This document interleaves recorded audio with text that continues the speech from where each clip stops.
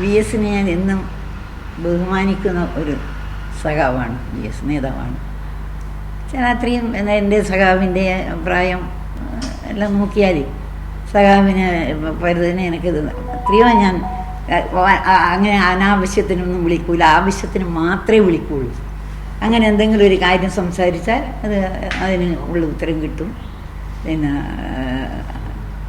ഞാൻ എന്നും അദ്ദേഹത്തിന് അങ്ങനെ ഒരു നല്ലൊരു സഖാവായിട്ട് എൻ്റെ മനസ്സിലന്നും ഇന്നുമുണ്ട്. പിന്നെ ഭാര്യയായിട്ടും കുടുംബമായിട്ടും എനിക്ക് വളരെ സ്നേഹത്തിലാണ്. പിന്നെ അവരുമായിട്ട് സംസാരിക്കും. പിന്നെ എന്ത് സഖാവിൻ്റെ പിറന്നാളിന് ഞാനായിരിക്കും ആദ്യം വിളിക്കുന്നുണ്ടാവും, അവരുള്ള അങ്ങനെ എല്ലാ പിറന്നാളിനും വിളിക്കും, അന്വേഷിക്കും, ഇപ്പോഴും അന്വേഷിക്കും. പിന്നെ ഇപ്പം പിന്നെ ഒരേ സ്ഥിതിയിൽ തന്നെ കിടക്കുന്നതുകൊണ്ട് നമ്മൾ വിളിച്ച് ദിവസേന അങ്ങനെ വിളിക്കുന്നത് ശരിയല്ലല്ലോ. അങ്ങനെ എല്ലാ കാലത്തും വളരെ സ്നേഹത്തിലും ഞാൻ അദ്ദേഹത്തെ ബഹുമാനിക്കുന്ന ഒരു ആളാണ് ഞാൻ സഖാവിനെ, എൻ്റെ സഖാവിനെ പോലെ. കണ്ണൂരിലായിരുന്നു നായനാരുണ്ടായിരുന്നത്, ആലപ്പുഴയിൽ നിന്ന് വന്ന ഒരാളാണ് വി എസ്. രണ്ട് നാടിന്റെ ഒരു വ്യത്യാസം ഉണ്ടായിരുന്നു, പക്ഷെ ഒരു പാർട്ടിയാണ്, ഒരു ആശയങ്ങളായിരുന്നു. അതെ. അല്ല, സഖാവ് ഇത് പിന്നെ മുഖ്യമന്ത്രി ആയപ്പോൾ അദ്ദേഹം പ്രതിപക്ഷ നേതാവ്, സ്റ്റേറ്റ് സെക്രട്ടറി അല്ലേ, ആ സ്റ്റേറ്റ്, അങ്ങനെ എന്തെങ്കിലും ആവശ്യം അല്ല വെറുതെ നമുക്ക് സാധാരണ ഇപ്പം സഖാക്കളോട് പറയുന്ന മാതിരി നമുക്ക് ഞാൻ അങ്ങനെ ബഹുമാനത്തോടു കൂടിയേ ഞാൻ എന്നും കണ്ടിട്ടുള്ളൂ. അങ്ങനെ പിന്നെ അതുകൊണ്ട് ഞാൻ അന്നും ഇന്നും ഒരേപോലെ സ്നേഹിക്കുന്ന ഒരു വ്യക്തിയാണ് ഞാൻ. എൻ്റെ മനസ്സിൽ സഖാവ് സ്ഥാനമുള്ളത്. വീട്ടിൽ വന്ന് താമസിക്കാറൊക്കെ ഉണ്ടായിരുന്നു ആദ്യകാലങ്ങളിൽ? ഇല്ല, അങ്ങനെയൊന്നുമില്ല. ഇല്ല, സഖാവ് അങ്ങനെയില്ല. മറ്റുള്ള പഴയ സഖാക്കളെല്ലാം എത്രയോ കൃഷ്ണപിള്ളേനെ പോലെയുള്ള എത്രയോ സഖാക്കളെല്ലാം ഞാൻ കുട്ടിയായിരിക്കുമ്പോൾ നമ്മളെ വീട്ടിലെ കെ പി ആർ ഗോപാലൻ എൻ്റെ അമ്മാവനല്ലേ, അപ്പോൾ ആ കാലത്ത് ഞങ്ങളെ വീട്ടിൽ വരാത്ത സഖാക്കളില്ല. പക്ഷെ അന്നും സഖാവ് വി എസിനെ ഞാൻ കണ്ടിട്ടില്ലായിരുന്നു. വി എസിനെ കുറച്ച് ഇതായതിനു ശേഷം ഞാൻ കണ്ടിട്ടില്ല. അടുത്ത കാലത്ത് വി എസിനെ കാണാൻ പറ്റിയിരുന്നോ? ഇല്ല, അടുത്ത കാലത്തൊന്നും ഞാൻ പോയില്ല. പിന്നെ പ്രായം ചെന്ന സമയത്തും വളരെ സജീവമായി നിന്ന് പ്രവർത്തിച്ച ഒരാളാണ് വി എസ്. ഏറ്റവും പ്രായം എത്തിയപ്പോഴാണ് മുഖ്യമന്ത്രി പോലും ആയത്. അതെ അതെ, നല്ലൊരു വ്യക്തിയാണ്. അതാണ് എനിക്ക് ഒരു നല്ലൊരു വ്യക്തിൻ്റെ ഉടമയാണ് സഖാവ്. അനാവശ്യമായിട്ട് സംസാരിക്കില്ല.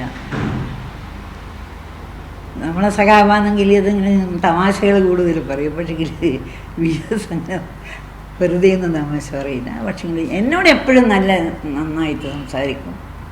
ഞാൻ അത്രയല്ലേ എന്തെങ്കിലും ചോദിക്കുള്ളൂ. വളരെ ഞാൻ അന്നും ഇന്നും ഒരേപോലെ ബഹുമാനിക്കുന്ന ഒരു സഖാവിനെ കൊണ്ട് എനിക്ക് പറയാനുള്ളൂ. ഒരു വി എസിന്റെ സംസാര ശൈലിയൊക്കെ വളരെ പ്രശസ്തമായിരുന്നല്ലോ, സംസാരിക്കുന്ന രീതിയും. അതുപോലെ തന്നെ നയനാ സഖാവിന്റെ ആണെങ്കിലും അത് ആ സംസാര രീതിയാണ് എല്ലാവരും പറയുന്നത്. അതെ, അതൊക്കെ എങ്ങനെ ഓർത്തെടുക്കുന്നു? അല്ല, അത് സഖാവ് എന്നും ആരോട് സഖാവിൻ്റെ ആ രീതിയിലേ സംസാരിക്കുള്ളൂ. സഖാവ് ഇപ്പോഴും ഞാൻ ആലോചിക്കുന്നുണ്ട്, സഖാവ് പിന്നെ ഇത് ഇപ്പം പിന്നെ ഇവരെ പത്രസമ്മേളനത്തിന് പോകുന്നുണ്ടെങ്കിൽ അന്നേരം ഇയാളൊരു വിളി വരുന്നുണ്ടാവും വി എസിൻ്റെ. അപ്പോൾ വി എസുമായിട്ട് നല്ല രീതിയിൽ സംസാരിച്ചിട്ടാണ് അങ്ങനെ പല പ്രാവശ്യം ഞാൻ കേൾക്കുന്നതാണ്. ആവശ്യത്തിന് വിളിക്കുന്നത്, അല്ലാണ്ട് ഞാൻ വെറുതെ ഒന്നും. അദ്ദേഹം വലിയൊരു നേതാവാണ്, അതേ എനിക്ക് പറയാനുള്ളൂ. വലിയൊരു നേതാവാണ്. പിന്നെ ഞാനെന്നും ബഹുമാനിക്കുന്നൊരു സഖാവാണ്. ഞങ്ങൾ കുടുംബമായിട്ട് വളരെ സ്നേഹത്തിലാണ്. ഇതെല്ലാം തന്നെ എനിക്ക് പറയുന്നുണ്ട്. പിന്നെ എനിക്കിപ്പോൾ ഈ വയസ്സ് ഇപ്പം എനിക്ക് അങ്ങനെയൊന്നും എൻ്റെ മനസ്സിൽ ഓർമ്മയില്ല. അങ്ങനെയാണ് അല്ല, നിങ്ങളോട് എന്തെങ്കിലും പിന്നെ പത്രക്കാരോട് വളരെ സൂക്ഷിച്ചിട്ടേ സംസാരിക്കാനും പാടുള്ളൂ. എന്തെങ്കിലും തെറ്റുപറ്റാന്ന് വെച്ചാൽ ഞാനൊന്നും പറയാൻ ഇഷ്ടപ്പെടുന്നില്ല ഇപ്പം അധികം. നല്ല ഓർമ്മകളാണുള്ളതെല്ലാം. നല്ല ഓർമ്മകൾ, അതേ എനിക്ക് പറയാനുള്ളൂ അദ്ദേഹത്തിനെ പറ്റി. എല്ലാം നല്ല ഓർമ്മകളെ എനിക്ക് പറയാനുള്ളൂ. ഞാൻ ആദ്യം ചോദിച്ചതും അദ്ദേഹത്തിൻ്റെ ഭാര്യയായിട്ട് ഞാൻ ആദ്യം പരിചയപ്പെടുന്നതും പിന്നെ അദ്ദേഹത്തിൻ്റെ ഇതിലെ ഇയാളെ ആ ജീവിതം, ഒളിവ് ജീവിതം വന്നില്ലേ, അപ്പോൾ അത് വായിച്ചിട്ട് ഞാൻ വളരെ സങ്കടപ്പെട്ടിട്ടുണ്ട്. അദ്ദേഹത്തിൻ്റെ കല്യാണം കഴിഞ്ഞതും ഒന്ന് രാത്രി അവർ ഇങ്ങനെ ഒരു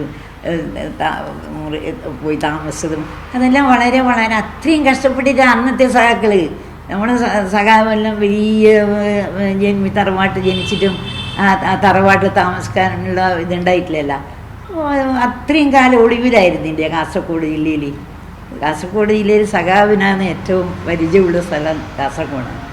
അങ്ങനെ അന്നത്തേക്ക് പാർട്ടി അങ്ങനെ ആയിരുന്നല്ലോ. ഇവരെല്ലാം പാർട്ടിയിൽ വളർന്നു വന്നത് വളരെ ത്യാഗം സഹിച്ചിട്ട് വളർന്നു വന്നവരിൽ ഒരാളാണ് ഇപ്പം ഇന്ന് ഇദ്ദേഹം പോയത്. സഖാക്കളൊക്കെ വലിയ ജനകീയരായിരുന്നല്ലേ? പിന്നെ പറയാനുണ്ട നല്ല അയാൾ പ്രതിപക്ഷ നേതാവായി മുഖ്യമന്ത്രിയായി ഇതായിട്ടുണ്ട്. അങ്ങനെ എന്താ നിലയിലും ഞാൻ പിന്നെ എല്ലാവരും കൂടെ അങ്ങനെ ഓരോ കാര്യങ്ങൾക്കൊന്നും അങ്ങനെ ആവശ്യപ്പെടാറില്ല ആരോടായാലും തന്നെ. ഞാൻ എപ്പോഴും അന്വേഷിക്കും. അത് തന്നെ ഒന്നാമത് പിറന്നാൾ ദിവസം ഞാനത് ആദ്യം വിളിക്കുക. അത് പറയാറുണ്ടോ? അതെ പറയാറുണ്ട്. ഞാനത് ആദ്യം വിളിക്കുക. അതെനിക്ക് വരും. പക്ഷേ എത്രയും ഇനിയും അദ്ദേഹം ജീവിച്ചാൽ വിഷമല്ലാണ്ട് അതുകൊണ്ട് നമ്മൾ ഇത്രയും വയസ്സ് വരെ ജീവിച്ചു.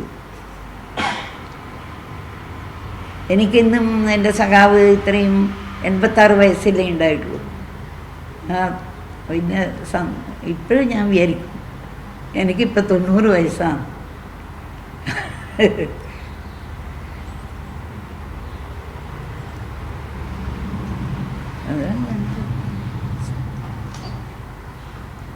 അന്നത്തെ സഖാക്കളെല്ലാം നമുക്ക് വളരെ ഇന്നത്തെ സഖാക്കളെന്ന് വളരെ ബഹുമാനിക്കുന്ന സഖാക്കളാണല്ലോ എല്ലാവരും. നമ്മൾ ബഹുമാനിക്കുന്ന സ്നേഹിക്കുന്ന സഖാക്കൾ. അതെനിക്ക് പറയാൻ പറയാതിരിക്കാൻ പറ്റുമല്ലോ. എല്ലാവരും തന്നെ